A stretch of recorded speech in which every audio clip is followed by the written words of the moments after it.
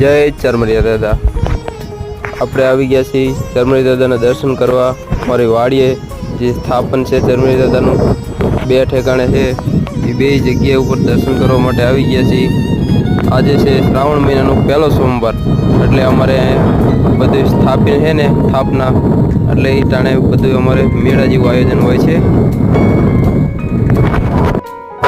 આ છે અમારી વાડી અને આ છે અમારું બીજું ચરમરિયા દાદાનું મંદિર છે.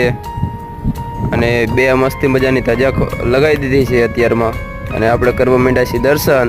અને આ છે મારો પુત્ર રઘુવીર,